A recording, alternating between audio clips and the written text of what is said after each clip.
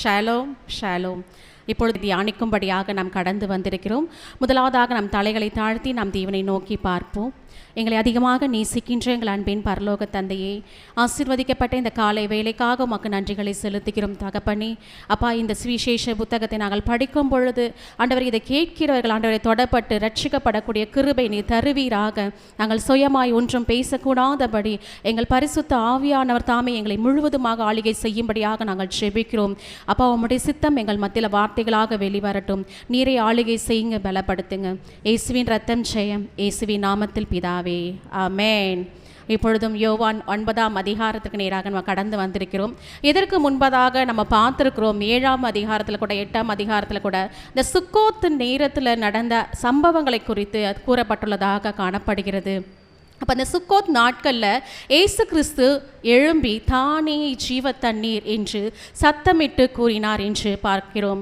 தாகமாக இருக்கிறவன் என்னிடத்தில் வந்து பானம் பண்ண கடவன் என்று அவர் தன்னைத்தானே ஜீவ தண்ணீர் என்று வெளிப்படுத்தி காட்டிக் கொண்டிருக்கிறார். நாம் யோவான் 7ஆம் அதிகாரம் 37ஆம் வசனம் மற்றும் 38ஆம் வசனத்தை வாசிக்கும் பொழுது அதை நம்மளால் புரிந்து கொள்ள முடிகிறது. எப்படி என்றால், அவர் பரிசுத்த ஆவியின் வல்லமை குறித்து அப்படி கூறியிருக்கிறார் என்று நாம் வாசிக்கலாம். யோவான் 7:37 மற்றும் 38 நாம் வாசிக்க போகிறோம். பண்டிகையில் கடைசி நாளாகிய பிரதான நாளிலே இயேசு நின்று சத்தமிட்டு, ஒருவன் தாகமாயிருந்தால் என்னிடத்தில் வந்து பானம் பண்ண கடவன். வேத வாக்கியம் சொல்லுகிறபடி என்னிடத்தில் விசுவாசமாக இருக்கிறவன் எவனோ அவன் உள்ளத்திலிருந்து ஜீவ தண்ணீருள்ள நதிகள் ஓடும் என்றார். ஹல்லேலூயா. அப்போ அந்த பண்டிகையின் கடைசி நாளில் ஆண்டவராகிய இயேசு கிறிஸ்து சத்தமிட்டு கூறும்படியாக காணப்படுகிறது. ஒருவன் தாகமாயிருந்தால் என்னிடத்தில் வந்து பானம் பண்ண கடவன். அப்போ எப்படிப்பட்ட தாகம் நம்மிடத்தில் வேண்டும் என்றால், தேவனை அறிகிற அந்த அறிவு வேண்டும் என்று. அவர் எதை குறித்து அப்படி சொல்லுகிறார் என்றார், அவரிடத்தில் விசுவாசமாக இருக்கிறவன் எவனோ அவன் உள்ளத்திலிருந்து ஜீவ தண்ணீர் புறப்படும் என்று. அப்போ நம்ம யாரை விசுவாசிக்க வேண்டும்? அவரை மேசியா என்று, அவரை உலகத்தின் இரட்சகர் என்று நாம் விசுவாசிக்க வேண்டும் என்று ஆண்டவர் குறிப்பிடுகிறார். தம்மை விசுவாசிக்கவர்கள் அடைய போகிற ஆவியை குறித்தே அப்படி கூறப்படுகிறது. பரிசுத்த ஆவியானுடைய நிரப்புதலை குறித்து தான் இந்த இடத்துல ஆண்டவர் இப்படிப்பட்ட காரியங்களை குறித்து 7ஆம் அதிகாரத்தில் தன்னை ஜீவ தண்ணீராக வெளிப்படுத்தி காட்டியிருக்கிறார். 8ஆம் அதிகாரத்தில் கூட நம்ம படித்திருக்கிறோம். கையும் மெய்யுமாக பிடிக்கப்பட்ட ஒரு விபச்சார ஸ்திரியை குறித்து நம்ம பார்த்திருக்கிறோம். அப்போ அந்த வேத பாரகரும் பரிசேயரும் ஆண்டவராக இயேசு கிறிஸ்துவை குற்றம் சாட்டும்படியாக அவர் என்ன தீர்ப்பு கொடுக்க போகிறார் என்று, ஒருவேளை நியாய பிரமாணத்துக்கு விரோதமாக அவர் பேச போகிறாரா, இல்லை நியாய பிரமாணத்துக்கு உட்பட்டு அவர் தீர்ப்பு வழங்க போகிறாரா, அவர் எப்படி சொன்னால் அவர் எந்த வகையில் அவர்கள் குற்றப்படுத்தலாம் என்று அந்த வேத பாரகரும் பரிசேயரும் அவர்களை நோக்கி பார்த்து கொண்டிருந்தார்கள். ஆனால் அந்த இடத்துல தேவன் என்ன செய்து கொண்டிருந்தார் என்றால், தம்முடைய விரலினால் அவர் தரையில் எழுதி கொண்டிருந்தார் என்று நம்ம பார்க்கிறோம். அப்போது உங்களில் பாவம் செய்யாதவன் எவனோ அவன் முதலில் கல்லெறிய கடவன் என்று சொல்லி மீண்டும் என்ன பண்ணார்னா தரையில் எழுத ஆரம்பித்தார். ஏன் அவர் தரையில் அப்படி என்ன எழுதியிருப்பார் அப்படின்னு நம்ம பார்க்க போனால், எரேமியா 17:13 நாம் எடுத்து வாசிக்கும் பொழுது கூட நாம் தெரிந்து கொள்ள முடியும். நாம் எடுத்துக்கொள்வோம். எரேமியா 17:13 வசனம். இஸ்ரவேலின் நம்பிக்கையாகிய கர்த்தாவே, உம்மை விட்டு விலகுகிற யாவரும் வெட்கப்படுவார்கள். அவர்கள் ஜீவனுள்ள தண்ணீரின் ஊற்றாகிய கர்த்தரை விட்டு விலகி போனபடியால் உம்மை விட்டு அகன்று போகிறவர்களின் பெயர் புழுதியில் எழுதப்படும். ஹல்லேலூயா. அப்போ ஆண்டவராகிய இயேசு கிறிஸ்துவை விட்டு விலகுகிறவர்களின் பெயர்கள் எதில் எழுதப்படுமா? புழுதியில் எழுதப்படும் என்று போடப்பட்டிருக்கிறது. அப்போ அங்கே வந்த பரிசேயரும் வேத பாரகரும் அவர் மெய்யான மேசியா என்று ஏற்றுக்கொள்ளாதபடி அவரை குற்றம் சாட்டும்படியாக அந்த இடத்துல கடந்து வந்திருக்கிறார்கள். அவருடைய பெயர்கள் புழுதியில் எழுதப்பட்டு கொண்டிருக்கிறது. அப்போ அவருடைய விரலினால் அவருடைய பெயர்களை எழுதி கொண்டிருந்தார் என்று கூறப்பட்டிருக்கிறது. அப்போ அந்த பரிசேயரும் வேத பாரகரும் ஜீவ தண்ணீராகிய இயேசு கிறிஸ்துவை அவர்கள் அறியாது இருந்தார்கள். அப்போ இன்றைய அதிகாரத்தில் கூட நம்ம பார்க்க போகிறோம். இந்த சதிசெயருக்கும் பரிசேயருக்கும் தான் மேசியா என்று அடையாளப்படுத்தும்படியாக இந்த அதிகாரத்தில் ஆண்டவர் ஒரு அற்புதத்தை செய்ய போகிறார். இந்த அற்புதம் ஒரு சாதாரண அற்புதம் கிடையாது. ஏனென்றால் இயேசு கிறிஸ்து நிறைய அற்புதங்களை செய்திருக்கிறார். ஆனால் மேசியாவின் அற்புதங்கள் என்று யூதர்கள் நம்புகிற ஒரு 4 காரியங்கள் இருக்கிறது. அது என்னன்னு பார்த்தா, குஷ்டரோகிகளை சுகப்படுத்துதல், அது மேசியாவினால் மட்டும்தான் அது செய்ய முடியும் என்று யூதர்கள் நம்பிக்கொண்டிருக்கிறார்கள்.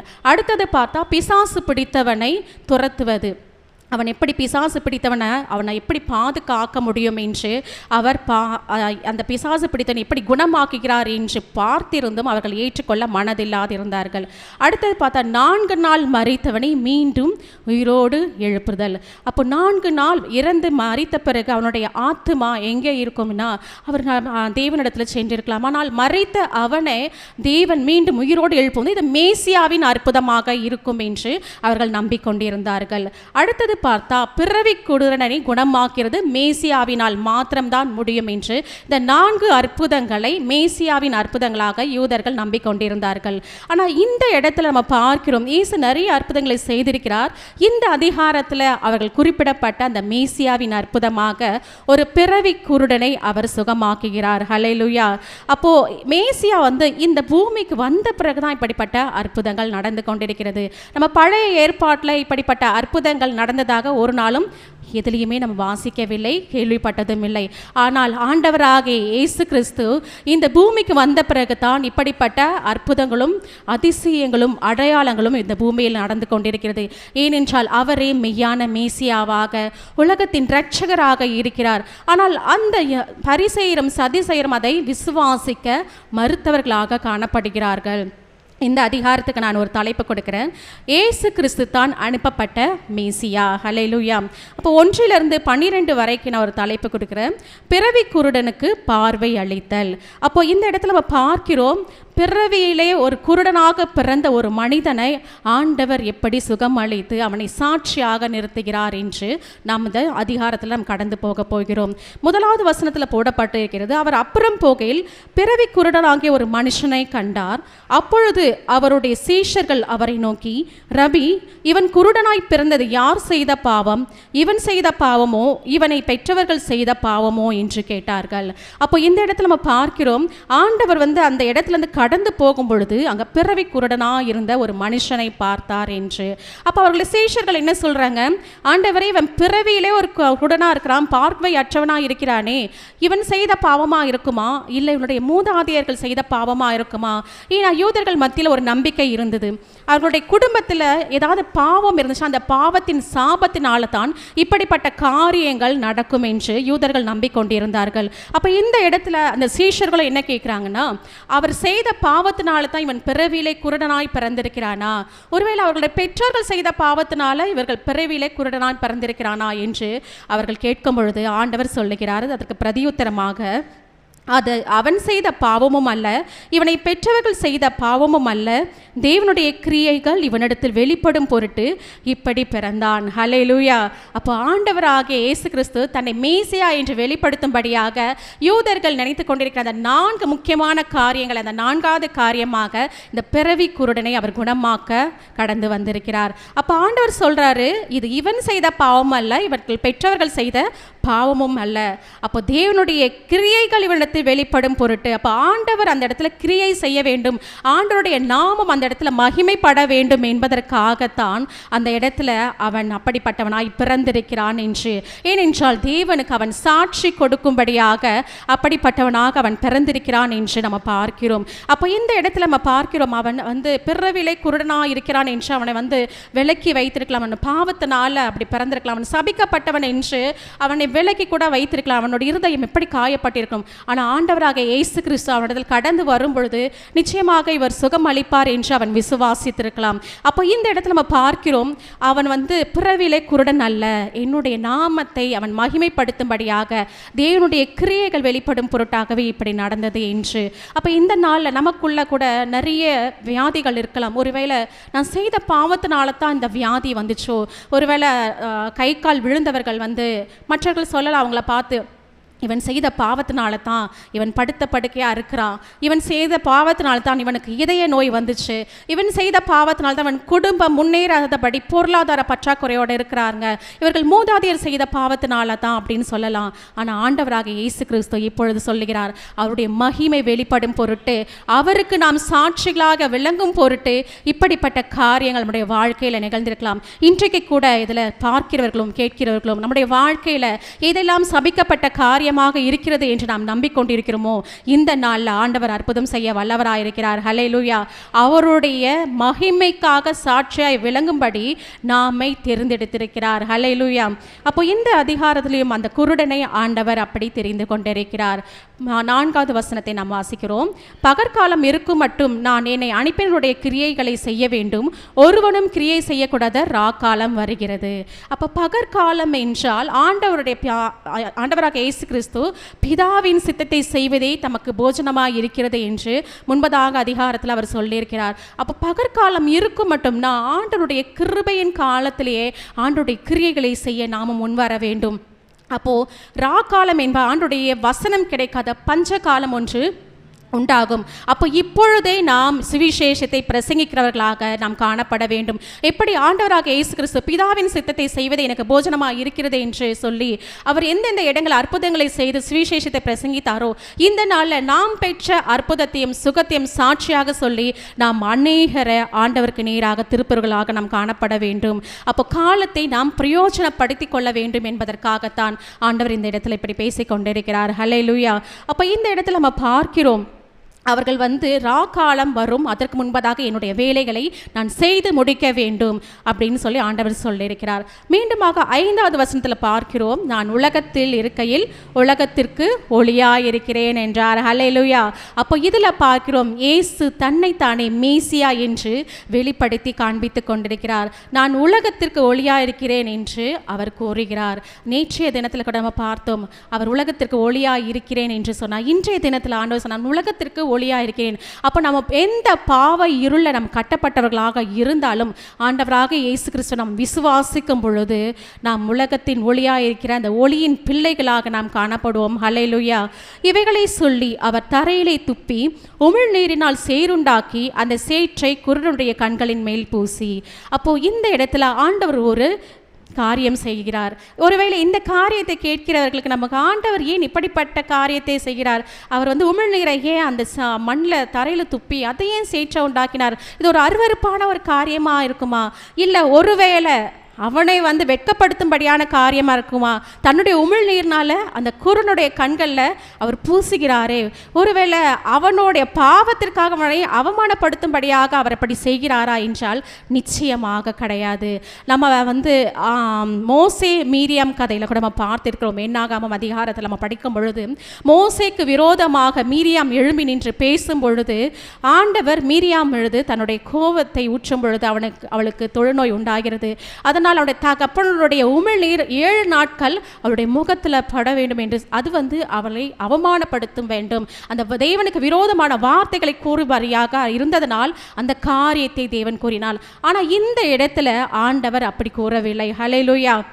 தன்னுடைய மகிமை வெளிப்படும் பொருட்டாக இப்படிப்பட்ட காரியங்களை செய்திருக்கிறார். ஒருவேளை அந்த குருடன் இவர் தொட்டால் தான் எனக்கு சுகமாகும் என்று அவன் நினைத்திருக்கலாம். சில பேர் சொல்வாங்க, ஆண்டவருடைய வார்த்தைகளால் மட்டும்தான் நான் சுகமாக முடியும் என்று கூறிக்கொண்டிருக்கலாம்.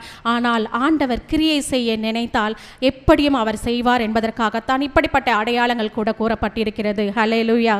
7வது வசனத்தில் நீ போய் சீலோவாம் குளத்திலே கழுவு என்றார். சீலோவாம் என்பதற்கு அனுப்பப்பட்டவன் என்று அர்த்தமாம். அப்படியே அவன் போய் கழுவி பார்வை அடைந்தவனாய் திரும்பி வந்தான். அப்போ ஆண்டவர் அந்த தரையில் அந்த சேற்றை எடுத்து குழைத்து அவன் கண்களில் பூசு பிறகு அந்த சீலோவாம் குளத்தில் போய் உன்னுடைய முகத்தை கழுவு என்றார். அப்போ சீலோவாம் என்றால் என்னன்னா அனுப்பப்பட்டவன் என்று அர்த்தமாம். அப்போ ஆண்டவராக இயேசு கிறிஸ்தான் அனுப்பப்பட்ட மேசியா என்பதற்கு அடையாளமாகத்தான் ஆண்டவர் இந்த இடத்துல நீ சீலோவாம் குளத்தில் போய் நீ கழுவு என்று அவர் சொல்லுகிறார். அப்போ உடனே அந்த குருடன் என்ன பண்றாங்க, பார்வை அடைந்தவனாய் திரும்பி வந்திருக்கிறான். ஹல்லேலூயா. அப்பொழுது அயலகத்தாரும் அவன் குருடனாய் இருக்கல அவனை கண்டிருந்தவர்களும் இவன் உட்கார்ந்து பிச்சை கேட்டுக்கொண்டிருந்தான் அல்லவா என்றார்கள். அப்போ அவன் பார்வை அடைந்த ஒன்று அவன் மகிமையினால் அவன் வேறொரு தோற்றமாக கூட இருந்திருக்கலாம். ஒருவேளை அவங்களை பார்க்கிறவர்களுக்கு ஒரு சந்தேகமாக கூட இருந்திருக்கலாம், இவன் அங்கே உட்காந்து பிச்சை கேட்டுக்கொண்டிருந்த ஒரு மனிதன் தானே, இவன் எப்படி பார்க்கிறான் என்று அவர்களுக்குள்ளாக ஆச்சரியப்பட்டு அவர்களுக்குள்ளாக கூட விவாதித்து கொண்டிருக்கலாம். ஆனால் அந்த இடத்துல ஆண்டவருடைய மகிமை வெளிப்படும் பொருட்டாக அவன் பார்வை அடைந்தவனாய் தேவனுக்கு சாட்சியாய் அவன் வந்தான். ஹல்லேலூயா. சிலர் அவன்தான் என்றார்கள், வேறு சிலர் அவனுடைய சாயலாய் இருக்கிறான் என்றார்கள், அவனோ நான் தான் அவன் என்றான். ஹல்லேலூயா. அப்போ இதில் பார்க்கிறோம், அவனுடைய தோற்றமே வேறுபட்டு காணப்பட்டிருக்கலாம். அப்போ அந்த இடத்துல அவனை கண்டவர்கள் இவன் அவன்தானா என்று கூட சந்தேகிக்கிற அளவுக்கு அவனுடைய தோற்றமே மாறி இருந்தது. அப்போ ஒரு குருடன் கண் குருடாக இருக்கும் பொழுது அவனுடைய கண்கள் மூடப்பட்டதாக அவனுடைய முக தோற்றமே வேறுபட்ட விதமாக காணப்படலாம். அவன் பார்வை அடைந்த உடனே அவன் தெளிந்த பார்வையால் தேவனுடைய மகிமை பெற்றவனாக கூட அவனுக்கு தேவனுக்கு சாட்சியாக அவன் வாழும் பொழுது அவனுடைய முக தோற்றம் ஒரு பொலிவானதாக மாறியிருக்கலாம். ஆனால் பார்க்கிறவர்கள் ஒரு வித்தியாசமாக அவன்தானா என்ற சந்தேகம் கூட எழும்பியிருக்கலாம். ஆனால் அந்த இடத்தில் அந்த மனிதன் நான் தான் அவன் என்று சாட்சி கொடுக்கிறான். ஹல்லேலூயா. அப்பொழுது அவர்கள் அவனை நோக்கி உன் கண்கள் எப்படி திறக்கப்பட்டது என்றார்கள். அவன் பிரதியுத்தரமாக இயேசு எண்ணப்பட்ட ஒருவர் சேருண்டாக்கி என் கண்களின் மேல் பூசி நீ போய் சீலவாம் குளத்திலே கழுவு என்றார். அப்படியே நான் போய் கழுவி பார்வை அடைந்தேன் என்றான். இதுதான் அந்த இடத்துல அந்த குருடன் ஆண்டவருக்கு சாட்சி சொல்லும்படியாக இந்த வசனங்கள் இருக்கிறது. அப்போ ஆண்டவராக இயேசு கிறிஸ்து எனக்கு அற்புதம் செய்தார் என்று அந்த ஜனங்கள் மத்தியில் அவன் பிரஸ்தாபப்படுத்துகிறான். என் நாமத்தை பிரஸ்தாபப்படுத்தும் எந்த ஸ்தானத்தில் நான் உன்னை ஆசீர்வதிப்பேன் என்று ஆண்டவருடைய வசனம் சொல்லுகிறது. அப்போ இந்த இடத்துல அந்த மனிதன் தனக்கு சாட்சியாக இருக்க வேண்டும் என்று அவன் பிறவி குருடனாய் வந்திருக்கிறான். ஹல்லேலூயா. அப்போ இந்த நாள் நம்முடைய வாழ்க்கையில் என்ன காரியங்கள் இருந்தாலும் ஆண்டவர் இது என்னுடைய வாழ்க்கையில் இது அனுமதித்தார் அப்படின்னு நம்ம சோர்ந்து போகாதபடி தேவனுடைய மகிமை என்னுடைய வாழ்க்கையில் வெளிப்பட போகிறது என்று அவருக்கு விசுவாசமுள்ளவராய் நன்றி செலுத்துவர்களாக நமக்கு காணப்பட வேண்டும். ஹல்லேலூயா. அப்பொழுது அவர் எங்கே என்றார்கள். அவன் எனக்கு தெரியாது என்றான். குருடனாயிருந்த அவனை பரிசேயரிடத்திற்கு கொண்டு போனார்கள். அப்போ அங்கே இருக்கிறவங்களாம் என்ன சொன்னாங்கன்னா, அப்போ உன்னை குணமாக்கின இயேசுன்னு சொல்கிறியே, அவர் எங்கே இருக்கிறாரு எங்களுக்கு காண்பின்னும் பொழுது அவனுக்கு தெரியல அப்படின்னு சொல்லும் பொழுது அந்த பரிசேயர்கள் கிட்ட அவங்க கொண்டு போகிறாங்க. அப்போ அந்த இடத்துல அவன் போய் மீண்டுமாக பரிசேயர்களிடம் தன்னுடைய அற்புதத்தை சாட்சியாக சொல்ல போகிறான். இயேசு சேருண்டாக்கி அவன் கண்களை திறந்த நாள் ஓய்வு நாளாக இருந்தது. ஏனென்றால் அந்த இடத்துல அவர்கள் ஒரு குழப்பத்தை உண்டு பண்ண வேண்டும் என்று அந்த பரிசுத்த ஓய்வு நாளை இவன் ஆசரிக்காதபடியால் இவன் மெய்யான மேசியாவே கிடையாது, தேவனிடத்தில் வந்த குமாரனே அல்ல என்று அவர்களுக்குள்ளாக ஒரு விவாதத்தை கூட செய்திருக்கலாம். ஏனென்றால் அவர் குணமாக்கின நாள் எந்த நாளாக இருந்தது என்று பார்த்தோமானால் அது ஓய்வு நாளாக இருந்தது என்று நம்ம பார்க்கிறோம். அப்போ இந்த இடத்துல அவர்களை குற்றப்படுத்தும்படியாக அது குறிப்பிடப்பட்டிருக்கிறது. ஹல்லேலூயா. அப்போது அந்த இடத்துல போயிட்டு அவங்க பரிசேயர்கிட்ட போய் கேட்குறாங்க, நீ எப்படி பார்வை அடைந்தா என்று மறுபடியும் பரிசேயர் அந்த குருடனை பார்த்து கேட்கிறார்கள். அதற்கு அவர் என் கண்களின் மேல் சேற்றை பூசினார், நான் கழுவினேன், காண்கிறேன் என்றான். ஹல்லேலூயா. அவர் ஒரு சுருக்கமாக தன்னுடைய சாட்சியை எப்படி பகிர்ந்து கொண்டிருக்கிறார் என்று பார்க்கிறோம். அப்போ நம்ம சாட்சிகளை சொல்லும் பொழுது கூட நான் இந்த பாவத்தில் இருந்தேன்னு சொல்லி பாவத்தை பற்றி நம்ம பெரிதாக பேசக்கூடாதபடி ஆண்டவர் எனக்கு இந்த கிரியை செய்தார் என்பதை நம்ம பெரிதாக பேச வேண்டும் என்பதே இந்த இடத்துல நம்ம பார்க்கிறோம். அப்போ ஆண்டவர் சேற்றை பூசினார், நான் கழுவினேன், பார்வை அடைந்தேன், நான் இப்போ பார்க்கிறேன் என்று அந்த சாட்சியை தேவனை மகிமைப்படுத்தும்படியாக அவர் சுருக்கமாக கூறிக்கொண்டிருக்கிறார். ஹல்லேலூயா. அப்பொழுது பரிசேயரில் சிலர் அந்த மனுஷன் ஓய்வு நாளை கை கொள்ளாததினால் அவன் தேவனிடத்தில் வந்தவன் அல்ல என்றார்கள். வேறு சிலர் பாவியாய் இருக்கிற மனுஷன் இப்படிப்பட்ட அற்புதங்களை எப்படி செய்வான் என்றார்கள். இவ்விதமாய் அவர்களுக்குள்ளே பிரிவினை உண்டாயிற்று. அப்போ அவர்களுக்குள்ளே ஒரு விவாதம் ஏற்பட்டு கொண்டிருக்கிறது. அந்த பரிசேயரில் சில பேர் என்ன சொல்றாங்க, அந்த மனுஷன் ஓய்வு நாளை கை கொள்ளாதனால அவன் தேவனிடத்திலிருந்து வந்தவன் அல்ல. ஏன்னா ஆண்டவராக இயேசு கிறிஸ்து அற்புதங்களை செய்யும் பொழுது ஓய்வு நாளில் நீங்கள் இதை செய்கிறீங்களே அப்படின்னு சொல்லி அவளை குற்றப்படுத்தும்படியாகத்தான் அநேக காரியங்களை அவர்கள் செய்து கொண்டிருந்தார்கள். அப்போ பரிசுத்த ஓய்வு நாளை பரிசுத்தமாக ஆசரிப்பாயாக என்று நியாயப்பிரமாணத்தில் குறிப்பிடப்பட்டிருக்கிறது. ஆண்டவராக இயேசு கிறிஸ்து இதில் அந்த நாட்டில் போய் ஒரு சுகத்தை உண்டு பண்ணியிருக்கிறாரே, அப்போ இவர் மெய்யான மேசியா கிடையாது, இவர் தேவனுடைய குமாரனே இல்லை அப்படின்னு சொல்லி அந்த இடத்துல அவர்களுக்குள்ளாக விவாதித்து கொண்டிருக்கிறார்கள். ஹல்லேலூயா. அப்போ வேறு சிலர் சொல்கிறாங்க, பாவியாக இருக்கிற மனுஷன் இப்படிப்பட்ட அற்புதங்களை எப்படி செய்வான் என்றார்கள். அப்போ அவர் ஒருவேளை பாவியாக இருந்தால் அவரால் இப்படிப்பட்ட காரியங்களை செய்ய முடியும். ஏனென்றால் யூதர்கள் நம்புகிற அந்த 4 முக்கியமான அற்புதங்கள் என்னென்றால் அதில் 4வது அற்புதமாக ஒரு பிறவி குருடனை எப்படி பார்வை அடைய செய்ய முடியும் என்ற கேள்வி எழும்புகிறது. ஏனால் மேசியாவினால் மாத்திரம்தான் அப்படிப்பட்ட அற்புதங்களை செய்ய முடியும் என்று அவர்கள் நம்பிக்கொண்டிருந்தார்கள். அப்போ இந்த அற்புதம் ஒரு பாவியாக இருக்கிற மனுஷனால் கண்டிப்பாக செய்யவே முடியாது. அப்போ இவ்விதமாய் அவர்களுக்குள்ளே பிரிவினை உண்டாயிற்று. ஹல்லேலூயா. அப்போ மறுபடியும் அவர்கள் குருடனை நோக்கி, உன் கண்களை திறந்தானே, அவனை குறித்து நீ என்ன சொல்லுகிறாய் என்றார்கள். அதற்கு அவன் தீர்க்கதரிசி என்றான். ஹல்லேலூயா. அப்போ ஆண்டவராக இயேசு கிறிஸ்துவை அவன் தீர்க்கதரிசி என்று அந்த இடத்துல விசுவாசிக்கிறான். ஹல்லேலூயா. அப்போ இந்த இடத்துல நம்ம பார்க்கிறோம், அவன் எப்படிப்பட்ட ஒரு சாட்சி உள்ளவனான அந்த ஜீவியத்தை அவன் வாழ்ந்து கொண்டிருக்கிறான் என்று. ஹல்லேலூயா. அப்போ எப்படிப்பட்ட வியாதியும் இயேசுவை நம்பும் போது அது மாறும். அப்போ பரிசேயர்கள் உன்னை குணப்படுத்தி விட்டார்கள் என்று கேட்ட பிறகு அவர்களுக்குள்ளாக ஒரு குழப்பம் வருகிறது.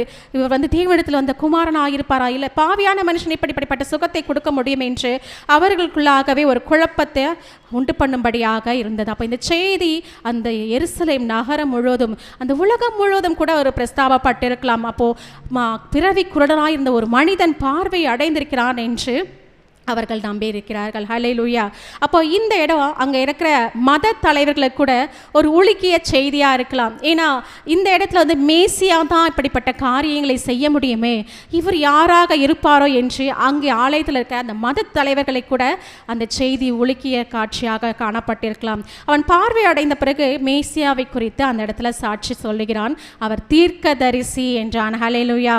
அவன் குருடனாய் இருந்து பார்வை அடைந்ததை யூதர்கள் நம்பாமல் பார்வை அடைந்தவனுடைய தாய் தகப்பன்மாரை அழைப்பித்து, அப்போ அவன் அந்த இடத்துல சொல்லும் பொழுது அவர்கள் அந்த அற்புதத்தை நம்பலை. ஏன்னா இவன் வேறு மனிதனாக இருக்கலாம், அந்த பிறவி குருடன் இங்கே இல்லை, அவன் வேறு சாயலாக, அவனுடைய சாயலாக இந்த மனிதன் இருக்கலாம் என்று அவனுடைய பெற்றோர்களிடத்தில் போய் விசாரிக்கும்படியாக அவர்களை அழைப்பிக்கிறார்கள். அவர்களை நோக்கி, உங்கள் குமாரன் குருடனாய் பிறந்தான் என்று சொல்லுகிறீர்களே, அவன் இவன்தானா? இவனால் இப்பொழுது இவன் எப்படி பார்வை அடைந்தான் என்று கேட்டார்கள். ஹல்லேலூயா. அப்போ இவன் பிறவியிலே குருடனானா? நீங்கள் பிறக்கும் பொழுதே, இந்த பிள்ளையை நீங்கள் ஜனிப்பிக்கும் பொழுதே இவன் குருடனாய் தான் பிறந்தானா? அப்போ இப்படி இப்போ பார்வை அடைந்தவன் பார்க்கிறான் என்று அவர்கள் கேட்கும் வண்ணமாக இந்த வசனங்கள் காணப்படுகிறது.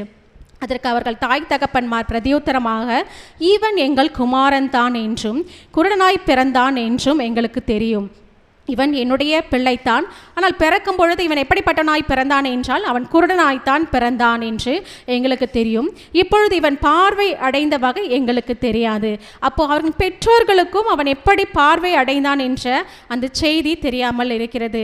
இவன் கண்களை திறந்தவன் இன்னான் என்பதும் எங்களுக்கு தெரியாது. அப்போ அந்த இடத்துல அவன் சுகம் பெற்ற உடனே அந்த இருக்கிற ஜனங்கள் பரிசேயர்கள் கிட்ட அவன் கொண்டு போயிட்டாங்க. அவனுடைய பெற்றோர்கள் கிட்ட கூட அவன் போய் அந்த செய்தியை சொல்ல முடியாத அளவுக்கு அவர்கள் ஆண்டவராக இயேசு கிறிஸ்து ஓய்வு நாள் எப்படி இப்படிப்பட்ட சுகத்தை கொடுக்கிறார்கள் என்று விவாதிக்கும்படியாக இந்த குருடனை பரிசேயர்கள் கிட்ட அவர்கள் கொண்டு போய்விட்டார்கள். அப்போ இந்த பெற்றோர்களுக்கும் அது யார் அந்த சுகத்தை கொடுத்தார்கள் என்று தெரியாதபடி காணப்பட்டார்கள். இவன் வயதுள்ளவனாய் இருக்கிறான், இவனை கேளுங்கள், இவனே சொல்லுவான் என்றார்கள். ஹல்லேலூயா. இவன் ஒன்றும் சின்ன பிள்ளை இல்லை, இவன் பெரியவன் தான். நீங்கள் இவன்கிட்டயே அந்த சாட்சியை கேட்கலாமா, ஏன் எங்ககிட்ட கேட்குறீங்க அப்படின்னு சொல்லி அவனுடைய பெற்றோர்கள் கூறிக்கொண்டிருக்கிறார்கள். அப்போ அவனுடைய தாய் தகப்பன்மார்கள் யூதர்களுக்கு பயந்ததினால் இப்படி சொன்னார்கள். அப்போ ஒருவேளை நம்ம ஏதாவது சொன்னோம்னா நம்மளை ஒருவேளை சிரச்சேதம் பண்ணிடுவாங்களோ, ஒருவேளை நமக்கு தண்டனை கொடுத்துருவாங்களோ அப்படின்னு சொல்லி அவங்க பயந்ததுனால நீங்கள் அவனையே கேளுங்கன்னு சொல்லியிருக்காங்க. அப்போ ஏனெனில் இயேசுவை கிறிஸ்து என்று எவனாவது அறிக்கை பண்ணினால் அவனை ஜெப ஆலயத்துக்கு புறம்பாக்க வேண்டும் என்று யூதர்கள் அதற்கு முன்னமே கட்டுப்பாடு செய்திருந்தார்கள். அப்போ யாரையாவது நீங்கள் கிறிஸ்து என்று சொன்னால் நீங்கள் ஆலயத்திற்கு வெளியே தான் இருக்கணும், உங்களை நாங்கள் புறம்பே தள்ளி வைப்போம் அப்படின்னு சொல்லி கட்டுப்பாடு செய்திருந்தார்கள். ஒருவேளை இவன் பிறவி குருடனாக சபிக்கப்பட்டவனாக இருக்கும் பொழுது இவன் ஆலயத்திற்குள்ளும் செல்ல முடியாதபடி காணப்பட்டிருக்கலாம்.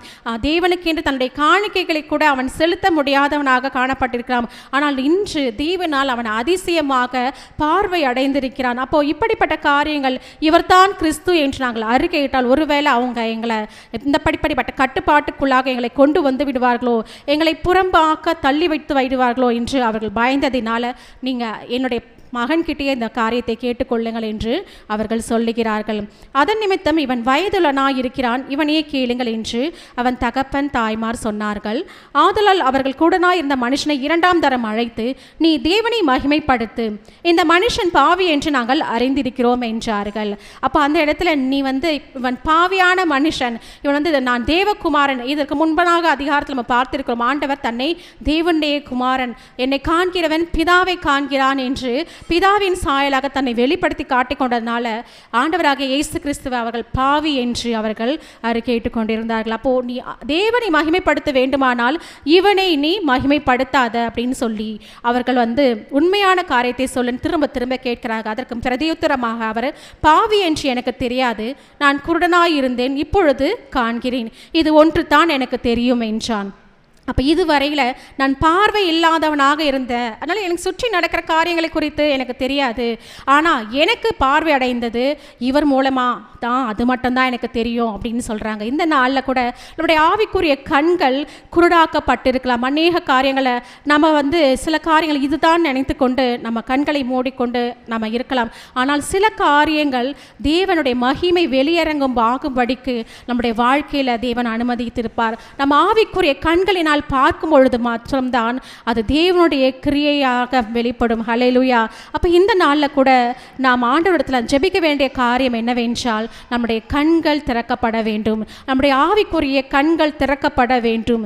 தேவன் நமக்கு வெளிப்படுத்துகிற அந்த காரியத்தை குறித்த அந்த விழிப்புணர்வு நமக்கு வேண்டும் என்று நாம் ஜெபிக்கிறவர்களாக நாம் காணப்பட வேண்டும். அவர்கள் மறுபடியும் அவனை நோக்கி, உனக்கு என்ன செய்தான், உன் கண்களை எப்படி திறந்தான் என்றார்கள்.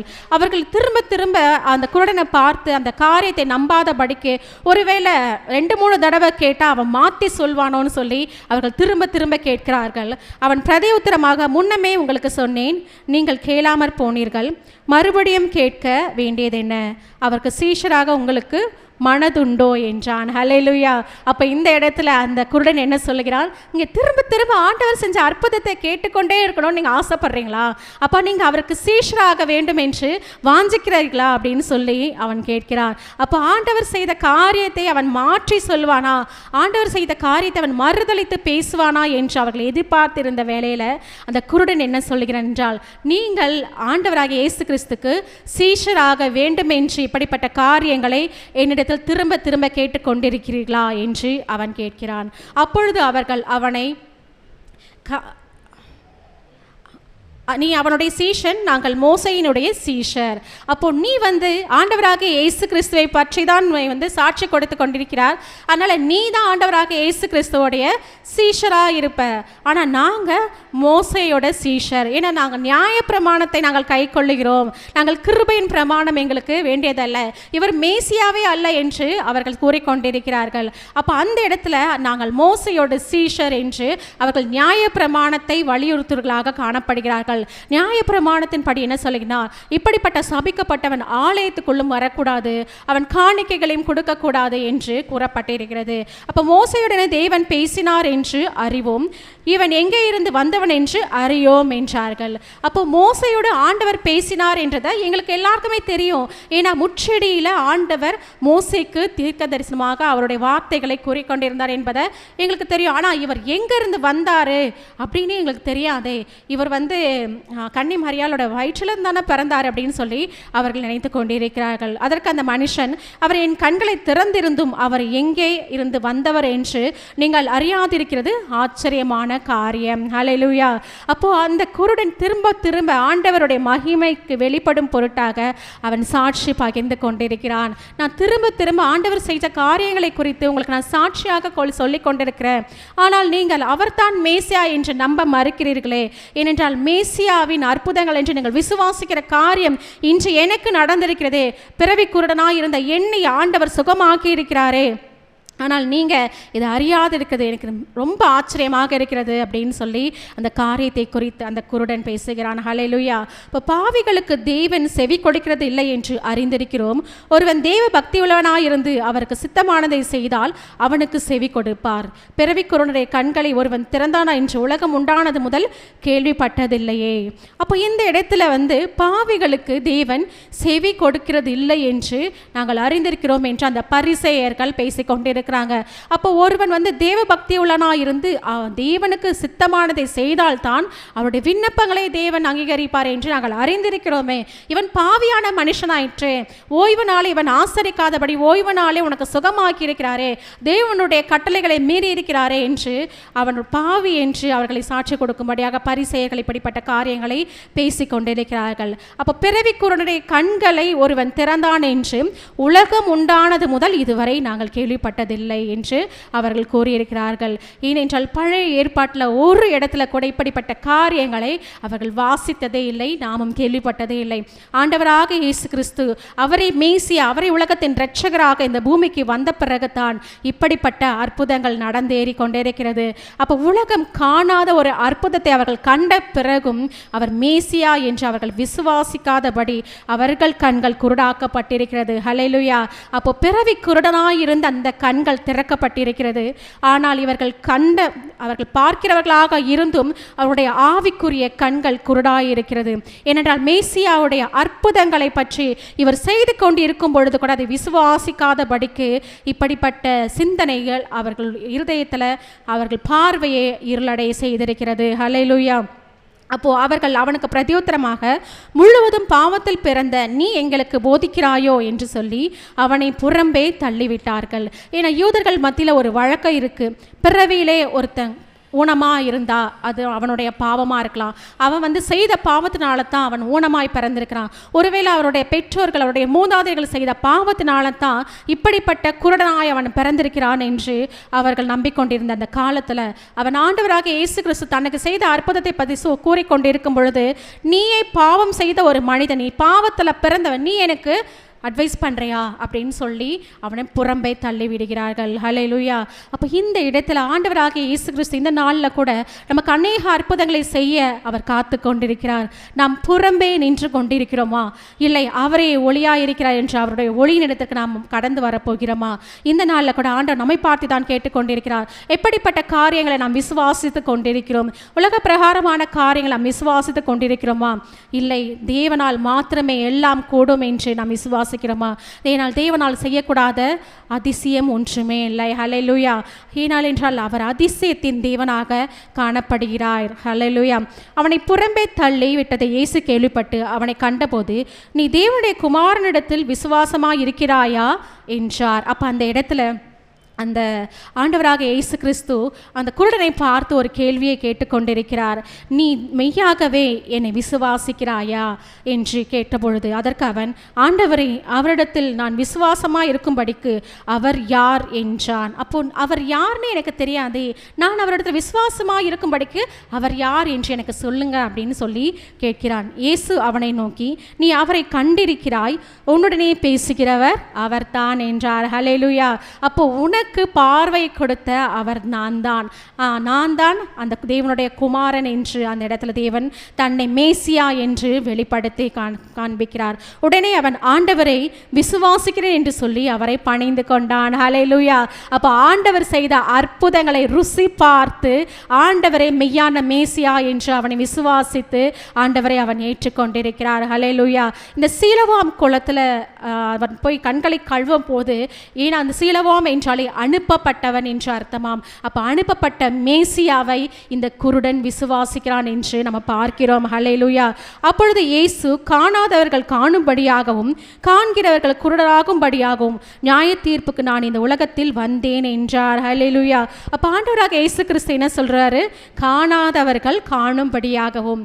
இந்த நாள் வரைக்கும் நம்ம ரட்சிக்கப்படுறதுக்கு முன்பாக பாவம் என்ற இருளை நம்ம கண்கள் மூடப்பட்டதாக காணப்பட்டிருக்கலாம். ஆனால் ஆண்டவருடைய வார்த்தைகள் ஒருவர் மூலமாக அந்த சுவிசேஷம் நம்ம கேட்கும் பொழுது அந்த சுவிசேஷனால் தொடப்பட்டவர்களாக ஆண்டவராக இயேசு கிறிஸ்துவை விசுவாசித்து அவர் ஏற்றுக்கொள்ளும் பொழுது நம்முடைய ஆவிக்குரிய கண்கள் திறக்கப்பட்டவர்களாக நம்ம காணப்படுகிறோம். அதுதான் காணாதவர்கள் காணும்படியாகவும் காண்கிறவர்கள் குருடாகும்படியாகவும். அப்போ ஆண்டவரை மெய்யான மேசியா என்று நம்பாதவர்கள் இன்னமும் குருடராக குருடராக தான் இருக்கிறாங்க அப்படின்னு சொல்லி அந்த இடத்துல அவர் சொல்கிறாரு.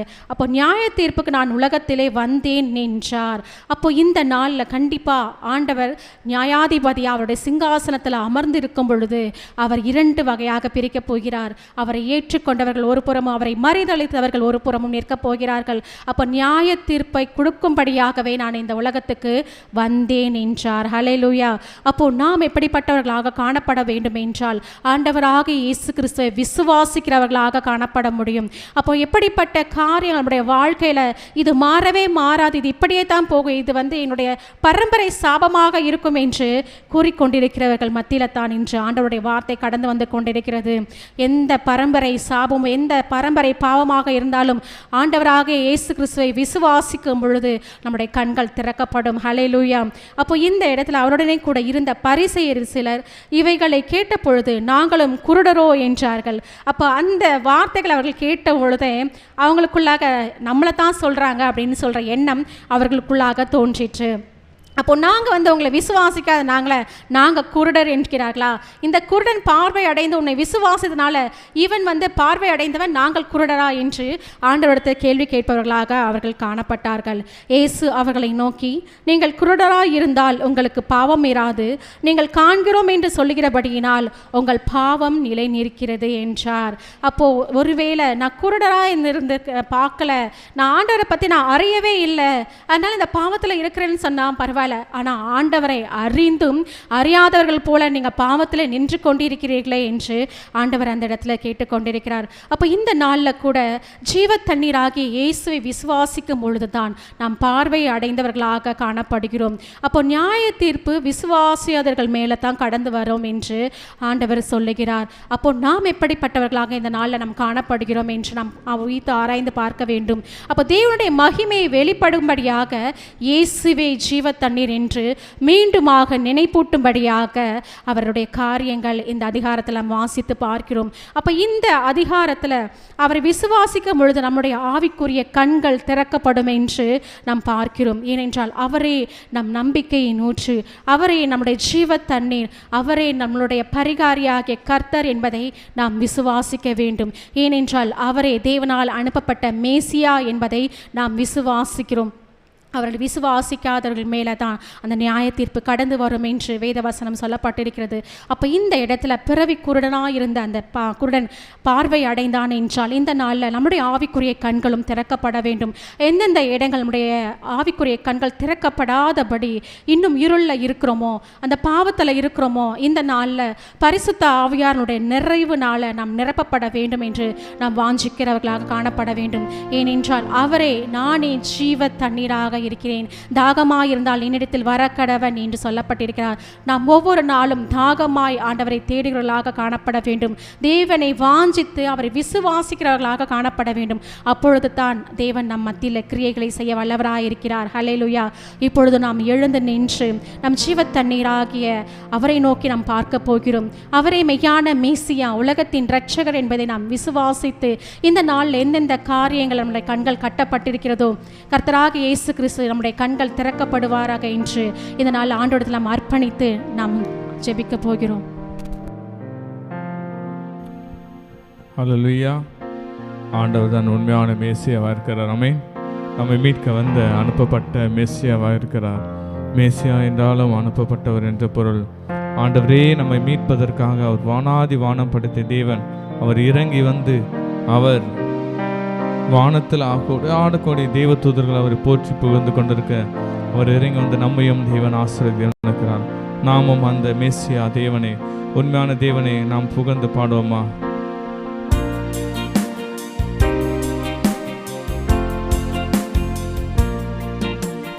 ஆயிரம் ஆயிரம் தலைமுறை உம்மை பணிந்து துதிக்கும் ஆட்டுக்குட்டியானவரை பாடுவோம்.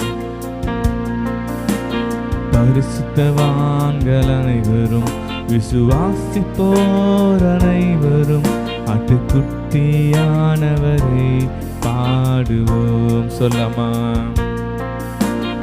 ஆயிரம் ஆயிரம் தலைமுறை உம்மை பணிந்து துதிக்கும் ஆட்டுக்குட்டியானவரை பாடுவோம்.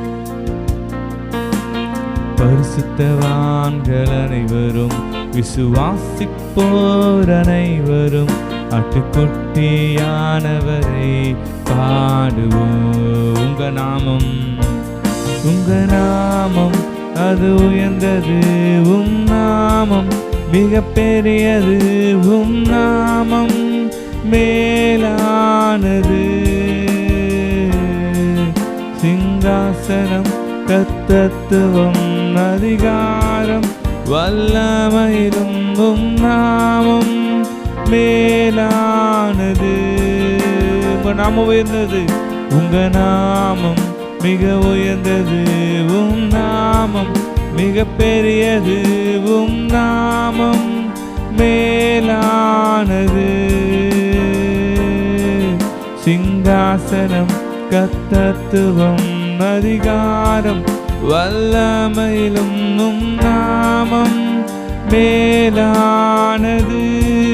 தூதர் பாடும் தூயரே, சர்வ சிருஷ்டி போற்றும் தூயரே, உம்மை உயர்த்திடுவே. தூயரே தூய நீரென்றும். பரிசுத்தர் பாடும் தூயரே, ராஜாதி ராஜா தூயரே நீரென்றென்றும். தூயரே தூய நீரென்றும். நீரென்றென்றும். தூயரே தூய நீரென்றும்.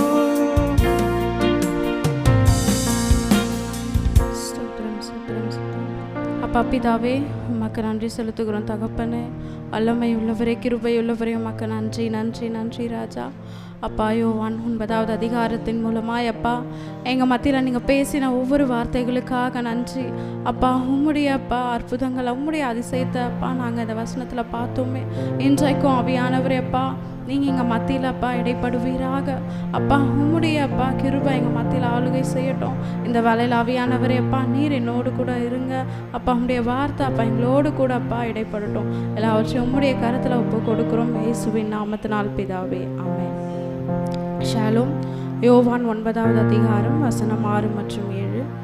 இவைகளை சொல்லி அவர் தரையிலே துப்பி உமிர் நீரினால் சேறு உண்டாக்கி அந்த சேற்றை குருடனுடைய கண்களின் மேல் பூசி, நீ போய் சீலோவாம் குளத்திலே கழுவு என்றார். சீலோவாம் என்பதற்கு அனுப்பப்பட்டவன் என்று அர்த்தமாம். அப்படியே அவன் போய் கழுவி பார்வை அடைந்தவனாய் திரும்பி வந்தான். இந்த வசனங்களில் நம்ம பார்க்கும்போது ஆண்டவர் ஒரு பெரிய அற்புதத்தை செய்கிறாரு. யூதர்கள் என்ன அவங்க எப்படி நம்புகிறாங்கன்னு பார்த்தீங்கன்னா, மேசியாவா அவங்க மட்டும்தான் யூதர்கள் நம்புவது என்ன என்றால், மேசியாவால் மட்டும்தான் குருடனுடைய கண்களை திறக்க முடியும் அப்படின்ட்டு. அதே போல் ஆண்டவர் என்ன பண்ணுறாருன்னா, அவருடைய செயலினால் மேசியா என்பதை அவர் வெளிப்படுத்துகிறாரு. இங்கே பார்க்குறோம், பிறவி குருடனுடைய கண்கள் அவர் திறந்தார் என்று. அங்கே இருக்கிறவங்களாம் அந்த குருடன் ரொம்ப நாட்களாகவே அங்கே அமர்ந்து கொண்டு இருப்பதை அவங்க பார்த்துருப்பாங்க. ஆண்டவர் எப்படி அந்த குருடனுடைய கண்களை திறந்தாரோ, இன்றைக்கும் ஆண்டவர் நம்முடைய வாழ்க்கையில் புதிய கிரியையை ஆண்டவர் நடப்பிக்க போகிறார். இந்த வேளையிலும் ஆண்டவர் வசனத்தின் மூலமாய் நம் மத்தியில் பேசி கொண்டிருக்கிறார். நம்முடைய ஆவிக்குரிய கண்களை அவர் திறக்க போகிறார். அநேக நேரத்தில் பார்த்தீங்கன்னா நம்ம பரிசேயர்கள் போல, மதசாரற்றவர்கள் போல அநேக காரியங்களை செய்கிறோம். மற்றவங்களை ஈஸியாக நம்ம ஜட்ஜ் பண்ணுறோம், அவங்கள குற்றப்படுத்துகிறோம். அவங்களுடைய தோற்றத்தை பார்த்து இவங்க இப்படி இருப்பாங்களோ அவங்கள குறை சொல்கிறோம். ஆனால் நம்ம வசனத்தில் பார்க்குறோம், 3வது வசனத்தில் நம்ம பார்க்குறோம், இயேசு பிரதியுத்தரமாக, அது இவன் செய்த பாவம் அல்ல, இவனை பெற்றவர்கள் செய்த பாவமும் அல்ல, தேவனுடைய கிரியைகள் இவனிடத்தில் வெளிப்படும் பொருட்டு இப்படி பிறந்தான். அதே போல் இந்த வசனத்தில் பார்த்தது போல் நிறைய பேருக்கு வந்து வியாதி இருக்கும், பலவீனம் இருக்கும். ஆனால் நம்ம என்ன பண்ணுறோம், ஒரு வேளை இவங்க செய்த பாவமாக இருக்கலாம், இவங்க பெற்றோர்கள் செய்த பாவமாக இருக்கலாம்னு சொல்லிட்டு நம்மளுடைய கண்கள்னால நம்ம வந்து அப்படி நம்ம ஈஸியாக அவங்கள வந்து ஜட்ஜ் பண்ணுறோம். ஆனால் ஆண்டவர் இன்றைக்கு நம்முடைய ஆவிக்குரிய கண்களை வந்து திறக்க போகிறார். இன்றைக்கு ஆவிக்குரிய கண்களை ஆண்டவர் திறக்க போகிறார். நம்மளுடைய கண்களை அவர் பரிசுத்தப்படுத்த போகிறார். ஒருவேளை நம்ம எந்தெந்த கலாச்சாரத்தினால மத சார்ந்த கொள்கையினால கட்டப்பட்டிருந்தாலும் இன்றைக்கு ஆண்டவர் நம்மளை குணமாக்க போகிறார். ஒருவேளை நம்முடைய கண்களினால் நம்ம பல பாவங்கள் செய்திருக்கலாம், நம்ம ஃபோனில் கூட நம்ம நிறைய காரியங்கள் பார்த்துருக்கலாம். இன்றைக்கு நம்ம ஆண்டவரிடத்தில் நம்மளை ஒப்பு கொடுக்கலாம். நம்மளுடைய கண்களை அவர் பரிசுத்தப்படுத்தும்படியாக, எப்படி சீலோவாம் தண்ணீரில் கழுவும் போது பிறவி குருனுடைய கண்கள் திறக்கப்பட்டதோ, இன்றைக்கு ஆண்டவர் நம்முடைய கண்களை திறக்க போகிறார். நம்முடைய ஆவிக்குரிய கண்களை திறக்க போகிறார். இந்த வேலையில் நம்மளை ஒப்பு கொடுக்கலாமா? நம்முடைய கண்களை படுத்தும்படியாக ஆண்டவரிடத்தில் நம்ம ஒப்பு கொடுக்கலாம்.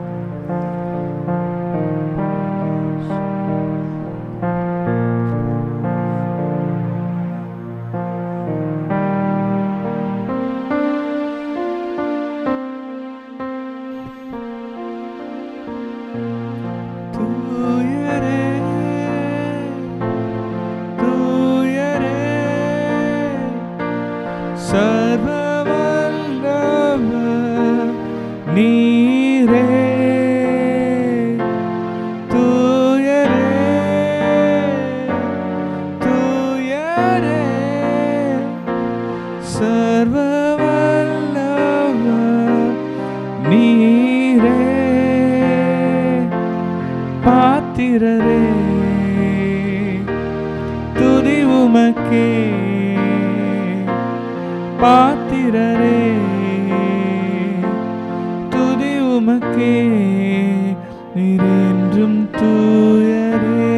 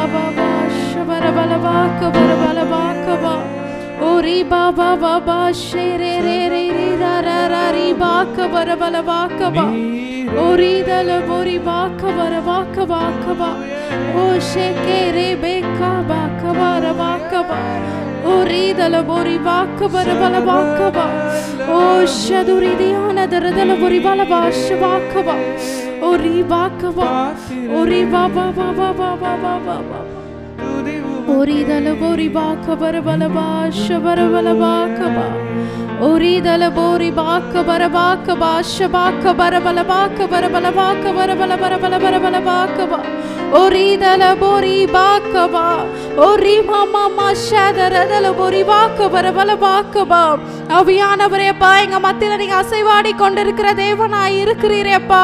அப்பா, இப்பொழுதும் தகப்பனே எங்க மத்தியில நீங்க இறங்கி வருவீராக. அப்பா, எங்களுடைய கண்கள் அப்பா நீங்க திறப்பீராக. எங்களுடைய ஆவிக்குரிய கண்கள் திறக்கப்படுவதாக தகப்பனே. அப்பா, நீங்க இறங்கி வாங்க. எங்களுடைய கண்கள் அப்பா நீங்க பரிசுத்தப்படுத்துவீராகப்பா. அப்பா, இன்றைக்கு தகப்பனே அப்பா நீர் எங்க மத்தியில உலாவி கொண்டிருக்கிற தேவனாய் இருக்கிறீரேப்பா. ஒருவேளை அப்பா நாங்க மற்றவர்கள் அப்பா நாங்க குற்றப்படுத்தி இருக்கலாம் தகப்பனே. ஆவியானவரே அப்பா, நீர் எப்படி தகப்பனே குருடனுடைய கண்களை திறந்தீரோ அப்பா, நீர் அப்பா இன்றைக்கு எங்களுடைய கண்களை திறப்பீராக. எங்களுடைய ஆவிக்குரிய கண்களை திறப்பீராக. எங்களுடைய கண்களினால் செய்த ஒவ்வொரு அப்பா தவறுகளை, குறைகளை, குற்றங்களை அப்பா நாங்கள் ஒப்பு கொடுக்கிறோம் தகப்பனே. அப்பா, நீர் அப்பா எங்க மத்தியில் அப்பா இறங்கி வாங்கப்பா. அப்பா, ஒரு விசையா எங்களை ஒப்பு கொடுக்கிறோம் தகப்பனே. ஆவியானவரே அப்பா, இன்னும் அப்பா உம்மை முகமுகமாய் பார்க்க, அப்பா உம்மை தரிசிக்க, அப்பா உம்முடைய அப்பா அப்பா உம்மை போல எங்களை நீங்க மாற்றுங்கப்பா. அப்பா மற்றவர்களை நாங்க குற்றப்படுத்தாத படிக்கு அப்பா எங்களுடைய ஆவிக்குரிய கண்களை திறப்பீராக. ஓ ரிபாக்கபா ஷதரதலபோ ரிபாக்கபரபாக்கபா ஓ ஷேகே ரேபே காபா கபா ஓ ரீதலபோ ரிபாக்கபா. தகப்பனே நீ திறந்து விட்டீர் என்று நாங்கள் விசுவாசிக்கிறோம்ப்பா. நீங்க இன்றையிலிருந்து தகப்பனே அப்பா எங்க மத்தியிலப்பா நீங்க அப்பா எங்களை ஆளுகை செய்யுங்க, எங்களை நீங்க வழி நடத்துங்க அப்பா. நீங்க எங்களப்பா அப்படியா எங்களை பாதுகாத்து கொள்ளுங்க அப்பா. இந்த கண்களினால எந்த ஒரு பாவங்களோ அப்பா உமக்கு விரோதமான காரியங்கள் செய்யாதபடிக்கு தகப்பனே எங்களை நீங்கப்பா பரிசுத்தப்படுத்துங்கப்பா. எல்லாவற்றையும் அப்பா உம்முடைய அப்பா கரத்துல ஒப்பு கொடுத்து ஜெபிக்கிறோம் இயேசுவின் நாமத்தினால் பிதாவே, ஆமென். இப்பொழுது நம்ம ஒரு தீர்க்க தரிசன செயல் செய்யலாம். எப்படி அந்த பிறவி குருடன் அந்த சீலோவாம் குளத்தில் தண்ணீரை மொண்டு கழுவின போது பார்வை அடைந்தாங்களோ, இன்றைக்கும் நம்முடைய கைகளை கண்களில் வைத்து கொள்ளலாம். கண்களில் வைத்து கொண்டு கர்த்தர் நம்முடைய கண்களை பரிசுத்தப்படுத்தும்படியாக நம்ம அப்படியே இந்த வேலையில் ஜெபிக்கலாம். ஆண்டவரே அப்பா எங்களுடைய கண்களை அப்பா நாங்கள் ஒப்பு கொடுக்குறோம். எங்களுடைய கண்களை நீங்கள் பரிசுத்தப்படுத்துங்க ஆவியானவரே. அப்பா எங்களுடைய ஆவிக்குரிய கண்கள் திறக்கப்பட்டதுக்காக உமக்கு நன்றி நன்றி நன்றி. ஆமென் ஆமென் ஆமென். ஹல்லேலூயா. யோவான் 9வது அதிகாரம் 11வது வசனம். அவன் பிரதியுத்தரமாக, இயேசு எனப்பட்ட ஒருவர் சேருண்டாக்கி என் கண்களின் மேல் பூசி, நீ போய் சீலோவாம் குளத்திலே கழுவு என்றார். அப்படியே நான் போய் கழுவி பார்வையடைந்தேன் என்றார். இந்த இடத்துல நம்ம பார்க்கிறோம், இந்த மனிதன் ஒரு பிறவி குருடனாயிருக்கிறான். அது மாத்திரம் அல்ல, இவன் ஒரு அவமானமான ஒரு நிந்தைக்குட்பட்ட ஒரு வாழ்க்கையை அநேக வருடமாய் இந்த மனிதன் வாழ்ந்து கொண்டிருக்கிறான். இந்த நாளிலும் கூட நாமும் கூட நம்ம அநேக காரியங்கள் நம் நினைத்து கொண்டிருக்கலாம். இந்த மனிதனுடைய பாவத்தின் நிமித்தம்தான் இந்த மனிதனுக்கு இப்படிப்பட்ட ஒரு வியாதி வந்திருக்கிறது என்று. ஆனாலும் கூட ஆண்டவராக இயேசு கிறிஸ்து சொல்கிறார், நீ சீலோவாம் குளத்தில் நீ போய் கழுவு என்று. அப்பொழுது அந்த மனிதன் பார்வை அடைவதை நம்ம பார்க்கிறோம். இந்த நாளில் நாமே உய்த்து ஆராய்ந்து பார்ப்போமா? இது போல அநேக நாள் போராட்டத்தோடு ஏதாவது பிரச்சனை நம்மிடத்தில் காணப்படுகிறதா, இல்லை நம்முடைய குடும்பத்தில் காணப்படுகிறதா, இல்லை நம்மளுடைய உற்றார் உறவினர்கள் மத்தியில் காணப்படுகிறதா? நாமும் இப்படிப்பட்ட ஏதாவது அவமானமான ஒரு காரியங்கள் நம்மை ஒரு பாரத்துக்கு உட்படுத்தி கொண்டே இருக்கிறதா என்று.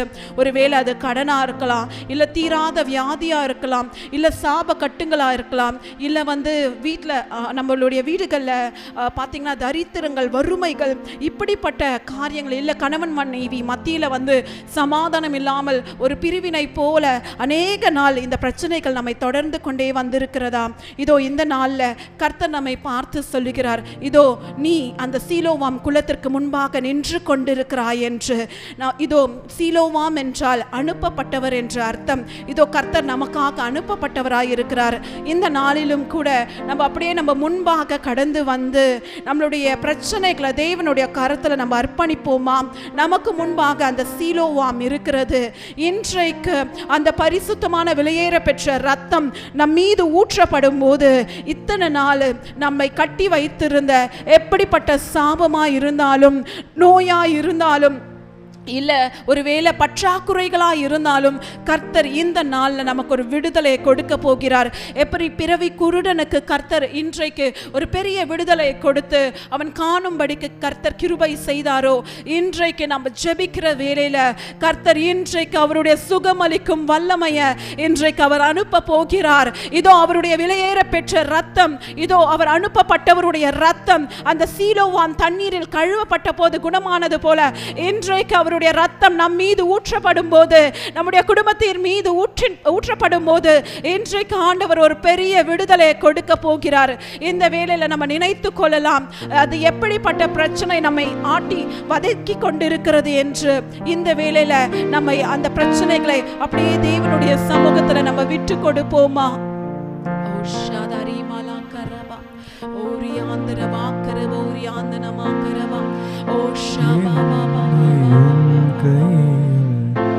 படைத்தேன் முழுவதுமா என்னையும் பயன்படுத்தும், என்னையும் படைத்தேன் முழுவதுமாய் என்னையும் பயன்படுத்தும். குயவன் நீ களிமண் நானும் சித்தம் நிறைவேற்றுவே. குயவன் நீரப்பா களிமண் நானும் சித்தம் நிறைவேற்றுவே. Thank you, Jesus.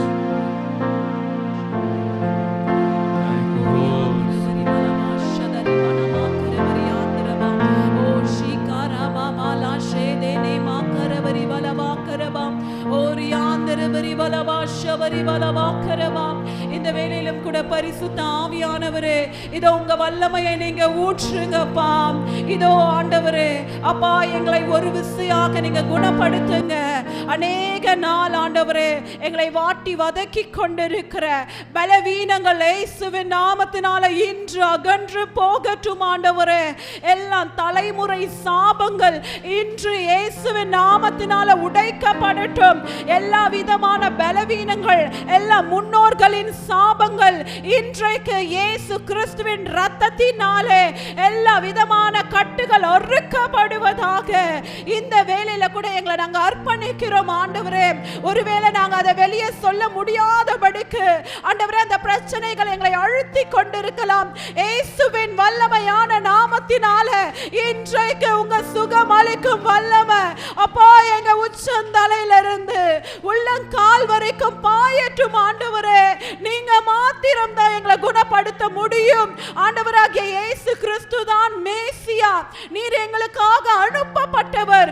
இன்றைக்கு உம்முடைய விலையேற பெற்ற ரத்தம் அப்பா, உங்களுடைய தழும்புகளில் இருந்து வடிந்த ரத்தம் இன்றைக்கு எங்க சிரசின் மீது ஊற்றப்படுவதாக. ஓ ரீபாலா ஷபா ரீபாலா கரபா. இதோ இந்த வேளையில நம்ம ஜெபிக்கிற வேளையில கர்த்தர் அவருடைய விலையேற பெற்ற ரத்தத்தை நம்ம மீது ஊற்ற போகிறார். ஓ ரியாந்தர வாக்கரபா. நம்ம குடும்பத்துல ஒருவேளை யாராவது அநேக நாளாய் பலவித வியாதியினால, போராட்டத்தினால, பிசாசின் தாக்கத்தினால பிடிக்கப்பட்டிருந்தார்கள்னா அவர்களையும் நம்ம நினைக்க போகிறோம். கர்த்தர் இன்றைக்கு ஒரு அற்புதத்தை செய்ய போகிறார். நம்ம விசுவாசித்து பெற்றுக்கொள்ள போகிறோம். ஓ ரீஷா பாரி காபாரி ஆந்தர வாக்கரபா. ஓ ஷிகாபாரி தனமா கரபா. ஓ சந்தர வாக்கரபரி மலா ஷாபாரி நமா கரபா. ஓ ஷிகாபாரி தனமா கரபா. ஓ ஷிரபாபாரி ஆந்தரமா கரபா. ஓ ஷிகாபாரி நமா கரபா. இன்றைக்கு ஒரு விடுதலையை தாங்கப்பா.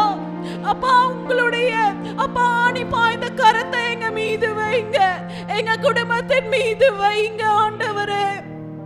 அப்பா இதோ ஆண்டவரே, எங்களுடைய பிரச்சனைகளை ஒருவேளை நாங்கள் வெளியே கூட சொல்ல முடியாதபடிக்கு அப்பா அநேக நாட்களாய் நாங்கள் போராட்டத்தை சந்தித்து கொண்டிருக்கலாம். இன்றைக்கு எங்களுக்கு ஒரு விடுதலையை தாங்க. இதோ தேவ சமூகத்துல நின்று நாங்கள் ஜெபிக்கிறோம். இதோ ஆண்டவரே, உம்முடைய விலையேற பெற்ற ரத்தம் எங்களுடைய ஆவி, ஆத்துமா, சரீரத்தை குணமாக்கட்டும் அப்பா. இதோ உங்க பரிசுத்த ஆவியினால நிரப்புங்க. இன்றைக்கு அந்த சாபங்கள் இயேசுவின் நாமத்தினால உடைக்கப்படுவதாக. இதோ எங்க முன்னோர்களுக்கு இருந்த எந்த வியாதியோ எங்களை தொடக்கூடாது. எந்த விதமான பற்றாக்குறையோ எங்களை தொடக்கூடாது. எங்க பிள்ளைகளை தொடக்கூடாது. எங்க அடுத்த சன்னதியை தொடக்கூடாது. எந்த விதமான பாவ கட்டுகளோ எங்களையோ, எங்க பிள்ளைகளையோ, எங்க குடும்பங்களையோ தொட அதிகாரம் இல்லை ஆண்டவரே. ஓ ரியாந்தர வாக்கரபா. ஓ ரிஷாபாரி நாமா கரபா. ஓ ஷபரி பாலா கரபா. உமக்கு நன்றி செலுத்துகிறோம் ஆண்டவரே.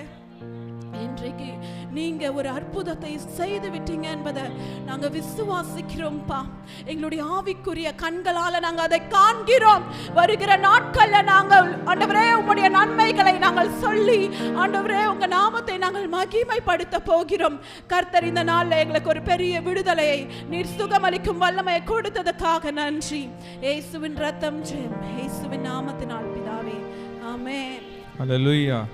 நாம் எப்படி குருடன் விடுதலை நாம் விடுதலை பெற்று ஆமென் கர்த்தருக்கு சீடர்களாய் மாறுவோம். கர்த்தருடைய நாமத்தை மகிமைப்படுத்துவர்களாய் நாம் எழும்பி கர்த்தருக்காக தேவனுடைய ராஜ்யத்தை அசைப்போம். ஆமென். அல்லேலூயா, அல்லேலூயா, அல்லேலூயா. ஷாலோம், ஷாலோம், ஷாலோம். கடைசி ஆசீர்வாதத்துக்கு நேராக கைகளை விரித்துக்கொள்ளும்.